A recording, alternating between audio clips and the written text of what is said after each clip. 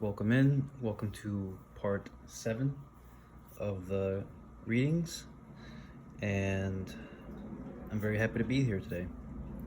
Thank you for following along if you come this far, and if this is the first video, welcome in.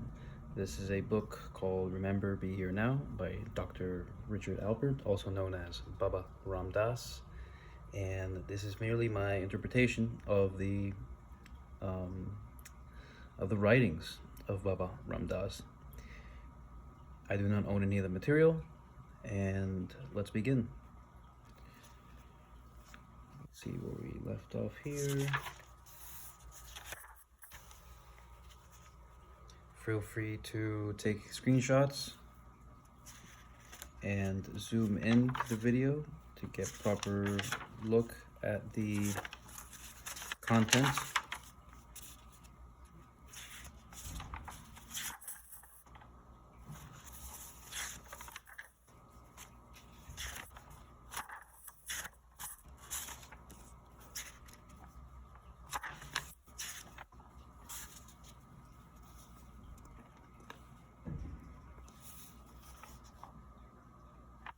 Yes, it's right here. Okay. Make sure everything's in shot. Okay. My teacher, Hari Das Baba, is essence. He is pure. He is just like a crystal. He taught me everything I was ready to learn. He is beautiful. He is exquisitely articulated. The Guru taught me nothing in form. He never explained anything. He'd laugh at me and twirl my hair and hand me an orange and say things like, "You make many people laugh in America?" And I'd say yes, and he'd say, "That's good." That doesn't teach you much, that's just hanging out. The teacher, on the other hand, was all spit and polish, all business. He is a pure Brahmin, and he has work, to do. And he is going to teach me, and it was all no nonsense. He would be making me a rope to go around my waist with 7 strands, and he would be explaining each strand. And I honor him and love him, and wish to serve him. One of them is in the world for me, and one of them is not. The relationship to the Guru has nothing to do with worldliness, with the worldly. Here he speaks of 2 people. The first is this person here.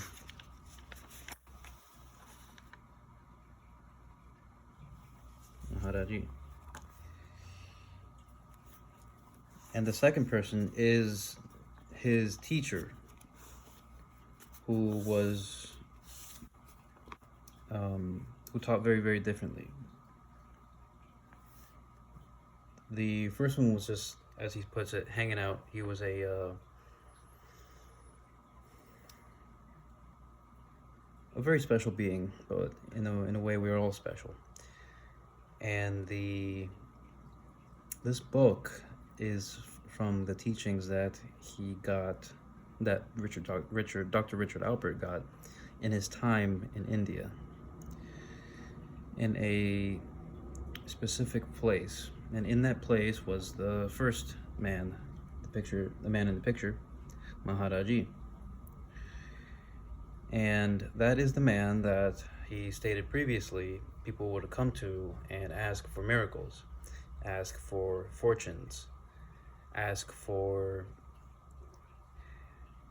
things, essentially. But he had nothing to give. He had absolutely nothing to give, because his lesson was that everybody owns everything already. Everything that you may want or need is already inside of you. The desire is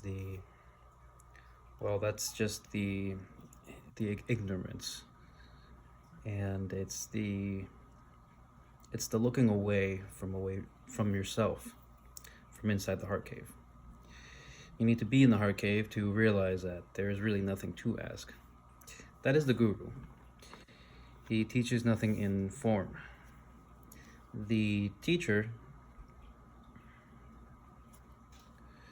on the other hand, was all spit and polish.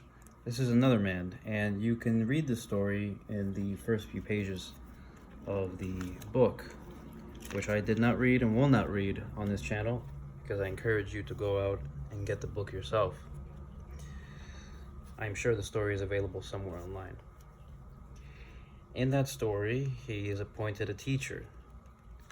And that teacher, the way he taught was very, very different from the guru. He used chalkboards. He used silence. It's a very technical form of teaching, the other teacher was. Whereas the guru was he was just being. He was being pure.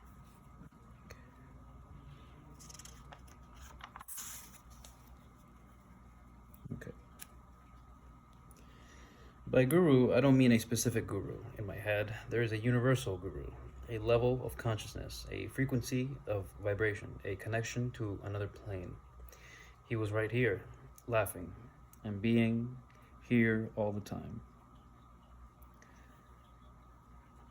I spent all last winter and the year before at the temple, just making love to Maharaji in every way, being opened wider, and was just so awed by the pure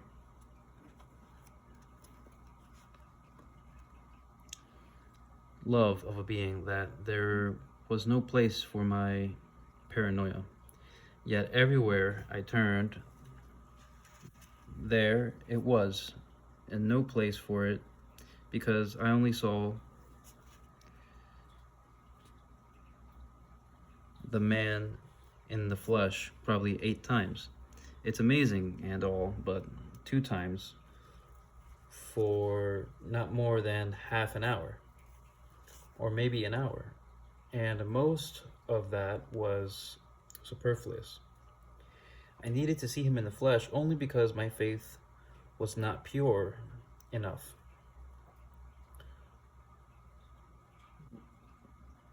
What awes me is the people who have been sharing this journey with me these past few years, who have, because of their purity, made direct contact with the guru in themselves through the purity of their love. Jesus said, "Because you have seen me, you have believed. Blessed are they that have not seen and yet have believed." So he didn't even spend too much time with this person here. 8 times, and 2 times no longer than half an hour, maybe an hour at most. And yet left such a profound impact on him. Why? Because he taught him to understand, to begin to understand that the real guru is within him, within Richard, and that means is within you, the watcher of this video. You don't need to go to India to experience this.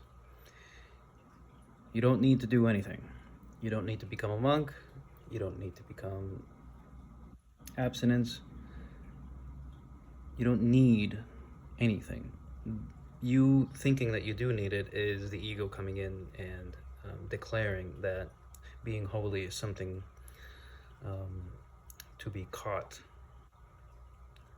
in your hand when it's inside of you the whole time.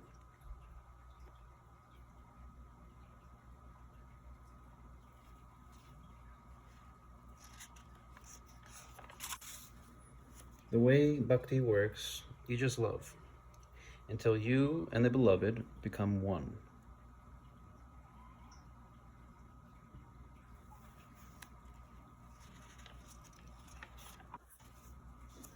I've reflected on the difference between a teacher and the guru.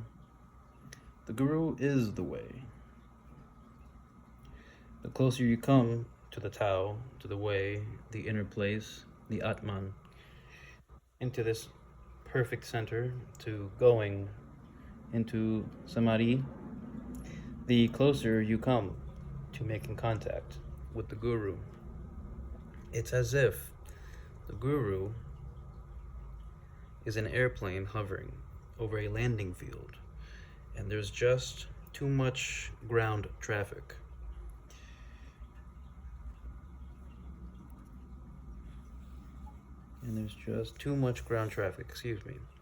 For the plane to land. Cars all over the runway, looking for a guru. He just circles and circles, doing a holding pattern, waiting for you to clear your runway so he can land. He's sitting up there, and here, parentheses, all the time. Maharaji is not further away from you at this moment than the thought you're thinking now. And if you were capable of completely stopping this thought, or transcending it, or being centered from the inside behind it, he and you would then be one. A nice depiction here, a very good metaphor. Looking for the guru is the traffic that he speaks of. You don't need to look. By you looking, you create too much traffic in your mind, and the guru cannot come in. The guru is not a separate person. The guru is a vantage point within the heart cave, which shows you the essence of everything around you, in and around you. And if you're able to completely stop the thought, transcend it, then you will realize, you will see that he and you would be one. He and you, the guru and you. There is no separation. The mind created separation. We learned separation in our childhood and teenagehoods.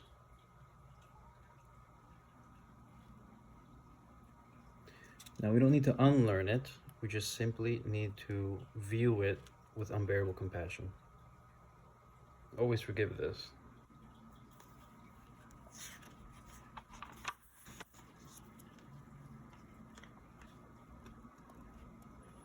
And I do apologize for having my fingers in view. I'm trying to keep all the words visible. You dig that my special relationship to him, if indeed he is living in Sat Chit Ananda, cannot conceivably be special. There is no meaning to that. Specialness can only be in each person's karma. It's not an interpersonal relationship with a being that is not interpersonal. People say, you've got something going with the guru. That's absurd. I just have what I have going with my own karma. Each person is as close to the guru at every moment as he's close to the guru at that moment. And people say, maybe the guru would intervene and take on my karma. But from a guru's point of view, he just understands how it all is in eternal time and space.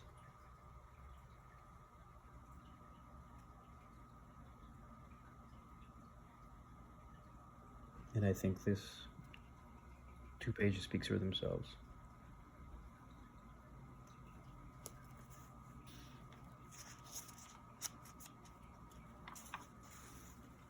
He has no attachment either to life or death.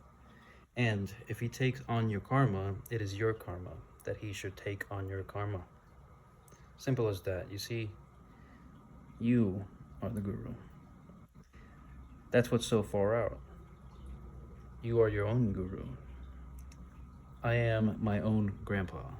And that's what you finally know when you are hanging out with one of these guys. You hang out with yourself because there's nobody at home there at all. So to the extent that there's hanging out in the interpersonal sense, all you can be seeing are your own desires. He is a perfect mirror, since there's nobody there. He's talking about these people that constantly go to these gurus and think of them as separate. They go to them and ask for things. What the guru shows you is your own desires. So picture this: a man walks to the guru, this person just hanging out, and he asks him Please tell me how I'm going to die. The guru is not doing anything. He's actually showing you that you are afraid of death. Your desire to know your death is your fear for it. Excuse me. There's no need to go see one in India. There's no need to go pay for one online. Asking for help is asking for help. But putting someone else, and I'll use a Western saying, on the pedestal, it only shows your fear that you must work out. In the end, if you do go to these places and seek a certain special, well, I shouldn't say special, but a person hanging out and they are a guru, all you will see is yourself, your own desires. You'll realize that nobody's really there.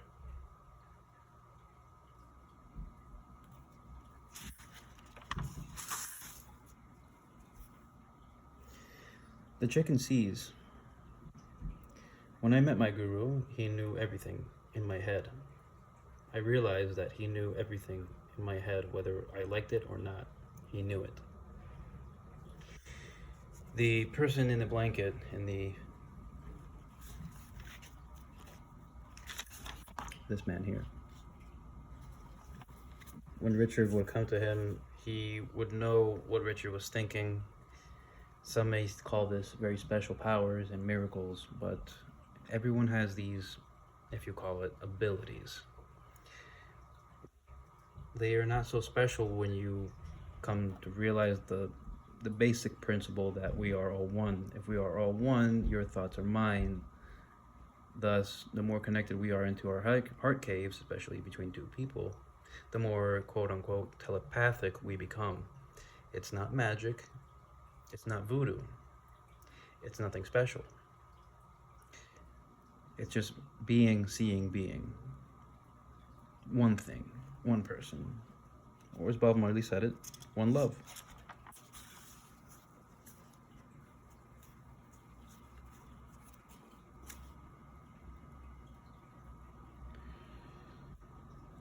And there would be times after a particularly beautiful darshan with him when he'd say to me, "Oh, you gave me much money. You gave much money to a lama." And I'd say, "Yes." And he'd say, "You're very good. You're coming along with your sadhana." And I felt so good. And then I'd go back to the temple and think, boy, I'm going to be a great yogi. I'll have great powers. What am I going to do with them? And I'd start to have these horrible thoughts, and all my impurities would rise to the surface, and they would really be. And then I'd go to bed and have all kinds of sexual fantasies, and I'd think, look, you're being a yogi, and you see the absurdity of that situation you're in. But I'd still have the thought. And then in the course of it, I'd have a thought. I'd be going through my shoulder bag and come across a note I'd written to myself. Remember to visit Lama Govinda.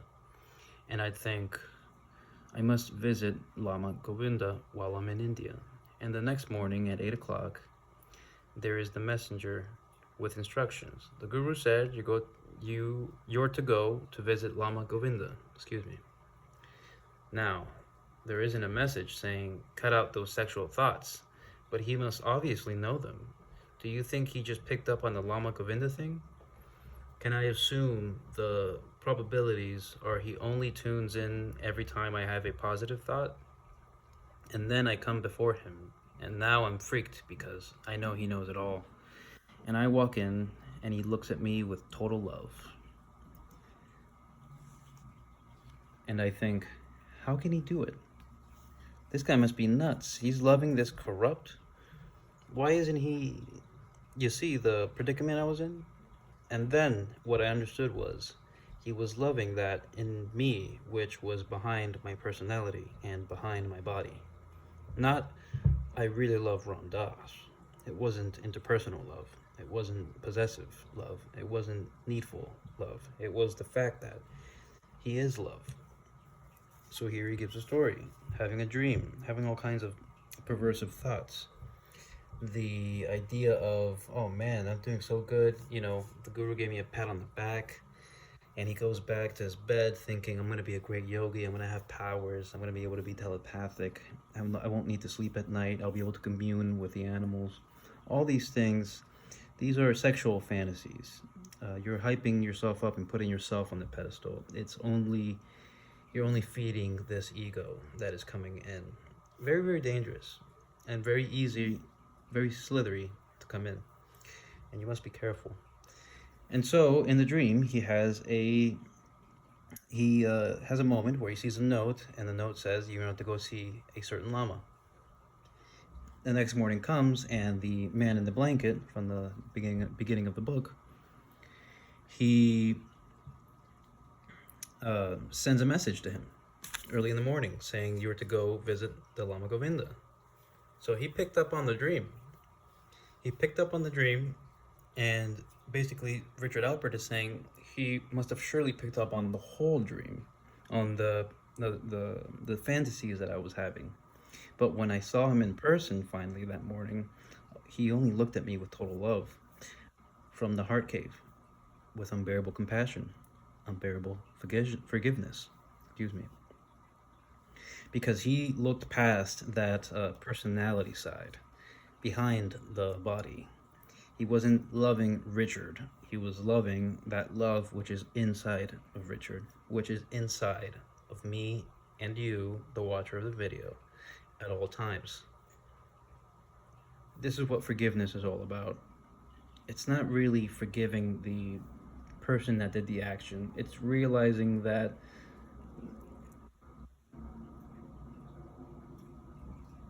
the action is not the person. The person is not the action that committed the thing. What we are is completely behind all of this. The personality and the body is part of the drama, part of the earth drama. To put it simply, it's not real. But how is it not real? I can get cut by someone. Someone can stab me and kill me. This isn't real? Yes. But do you forgive it?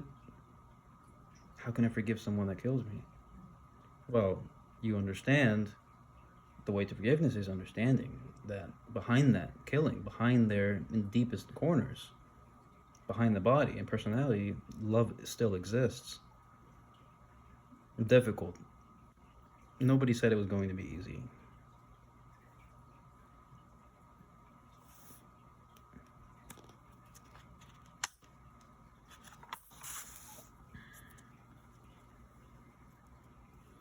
Where he saw me, he looked at me, and he saw that place in me, which is love. And here we are, in love. That's the world he lives in.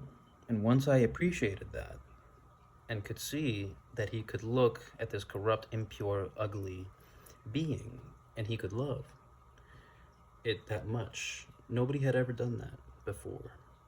Everybody had said, I'll love you if ... And he just said, where you really are and where I really am, we are love. And when I was around him, I was in love. Very nice depiction here. Please make some screenshots. Again, I apologize for the fingers being in view.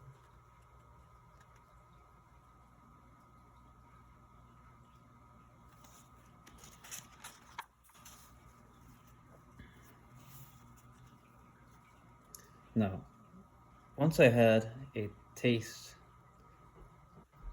excuse me, now, once I had a tasted of that universe where we are all us, this place, that's the sea of love. Boy, I'm going to live in it. I'm going to be in it. I'm going to submerge myself in it. You gotta protect yourself. From what? Love? Once you know there's no place to hide, then you wonder who are you hiding from? There's a Sikh story about a holy man who gave two men each a chicken and said, go kill them where no one can see. Excuse me. One guy went behind the fence and killed the chicken. The other guy walked around for 2 days and came back with the chicken. The holy man said, "You didn't kill the chicken." The guy says, "Well, everywhere I go, the chicken sees." What does he mean? The chicken is no different from him. Even the chicken has that love behind the veil. And that chicken is watching. This is why in some cultures they stick with the vegetarian diet.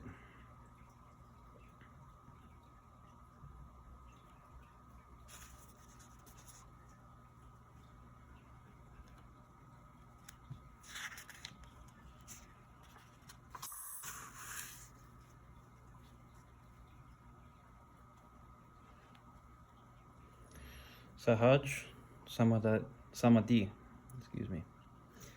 The guru is on an endless wave, just hanging out in that place. He's hanging. Where does he reside? He resides in this really interesting place. He resides right in that place, where the Divine Mother merges into herself. He's right between the two sides of the coin. He's right at that place. He goes into one with it all, into the void, and he comes back into form in order to love it all.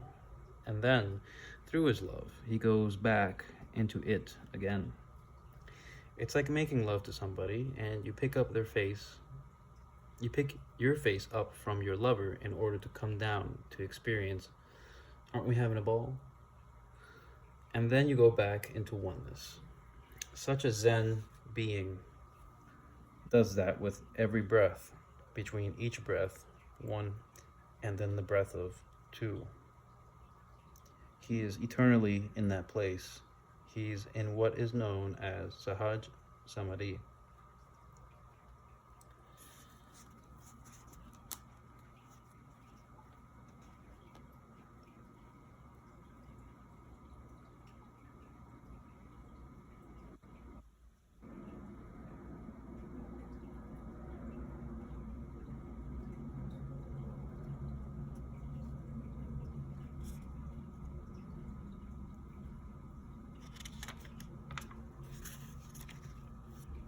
He's right at the edge. He stays at the edge, and that's where he stays, in his body. If he just stayed in the void, the body, after 21 days, just falls away. There's no ego left to hold it together. That's the rule of the game, if you're wondering what happens. Some beings do that. They go into samadhi, and they've finished with their bodies, and they just leave them. And then there are others. There are some very far out stories in India. There are others who leave a thin, very, very thin thread of ego. There is one being who, for 20 years, was locked up in a cave. And every year, his devotees opened that cave. Once a year, they'd go in to have his darshan. There was no food, nothing. And he looked like a corpse, except that his hair kept growing and his nails kept growing for 20 years. He was not hanging out with much. He was just leaving a subtle thread to keep in contact. You will find many, many stories of these kinds of people. These people do exist. They have existed for a long time. It's not magic. It's nothing. It's not about miracles. Here he even gives you the math. After 21 days, it just falls away. There's no ego left. If he stays in that edge, being here on this planet, you do need a little bit of ego to survive. This, after all, this is the planet of polarity. But some people just leave them. This is what you may have heard of stories of the people that die in a meditation pose. In Asia, they even found that some statues aren't actually statues, but have corpses inside of them. People die in that posture because there's no ego left and the body withers. That's what happens. But they keep going on. After all, there's more. There's more after death. Death is something that we learned.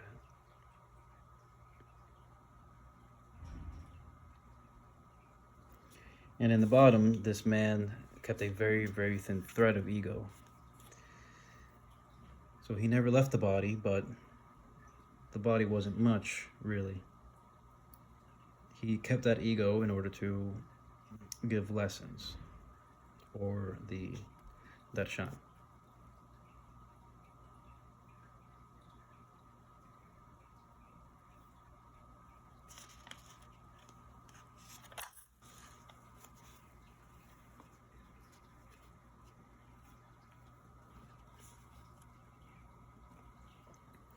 Those of little faith need long fingernails and long hair to believe it's happening. Lest ye see miracles, ye will not believe, said our buddy. Everything he said was straight. You understand? All that stuff in the Bible is really straight. Look what happened to Saul of Tarsus, for God's sake. There he was, riding along the desert on his horse, or camel, or something. And a voice said to him, "Why are you persecuting me?" He was out in the hot sun, and he flipped out. He went flying off his horse and fell on the ground. "What do you want of me?" "Start my church. Go to the next town and you'll be instructed." That's what he heard, and he went the whole trip. And that's an astral trip. A very groovy astral trip, excuse me. The top refers to, at the time this book was being made and written, Richard Alpert was part of the hippie era. He even stayed a little bit with Timothy Leary. And in that big hippie movement, people needed to see miracles. Here he speaks of long fingernails and long hair. He's referring to these hippies. These hippies, of course they meant good and wanted to seek knowledge. They still needed to see miracles to believe. In fact, we're kind of seeing this now with the UFO disclosure. People want to see spaceships and aliens in order to believe aliens, but that's not the way it works, man. But again, we view these people with full compassion and forgiveness. If only they heard their hearts and what the heart says. Seeing is not believing. After all, you cannot see your mother's love. You cannot see it. It's not visible. But yet it's there. Every single human being would have died and perished without it. And for those beings that were unlucky and did not have mother's love, they did have touch from other human beings, which is also love, just in another form. But you can't see that. You can't see how much you like a song. You can't see that. Can you even see a song? No, you see the instruments being played, but you don't see the song, but yet you know the song is there. But I can hear the song. Sure, can you see the feeling it gives you when you hear the song? No, you can't. But I can measure it with sensors on my body, sure. But how does it move you? Take a movie. Take a poem. The list goes on and on. Every day we talk of things we cannot see. And yet when it comes to something that we think is greater than us, we need to see it to believe it. Think about this. Ponder on that. That's what the Bible is. An astral story. A very groovy, astral story at one level. I can feel the horror in somebody. He's saying, it's a good astral story, but illusions are illusions. It's here, in the sound of a tambura, in sound. In the beginning was the Word.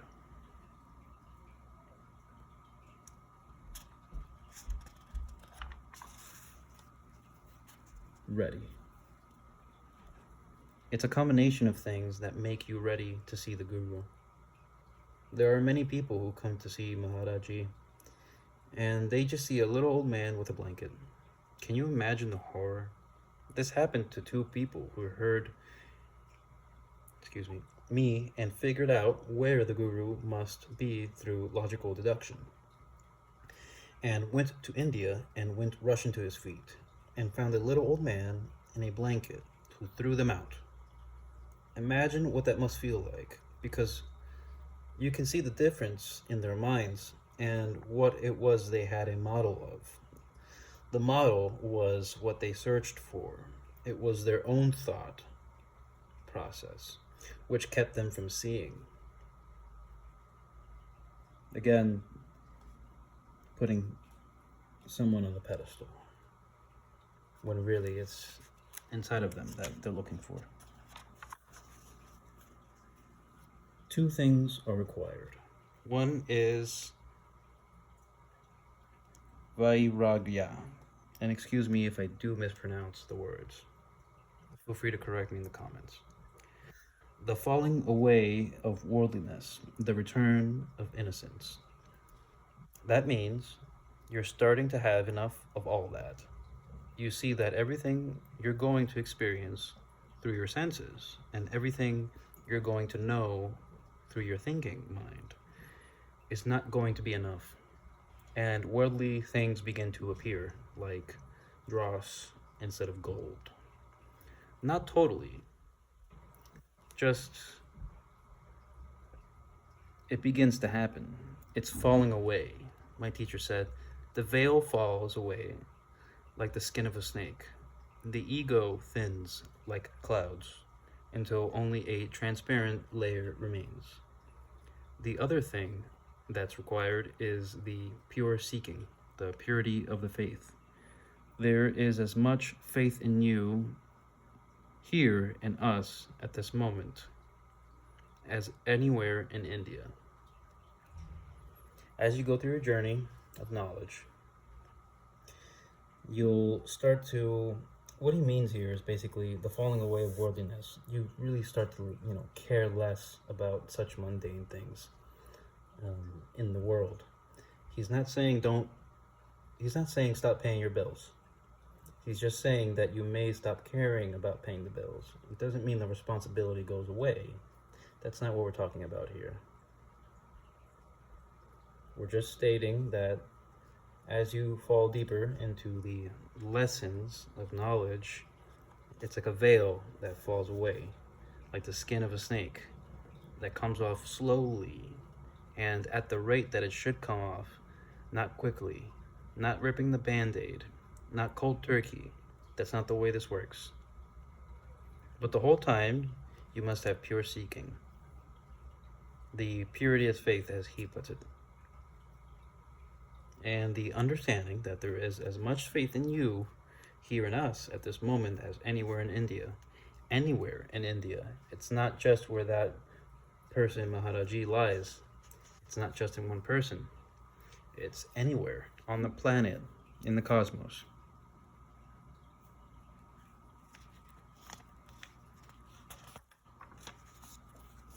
Where there is faith, there is the presence of the Guru.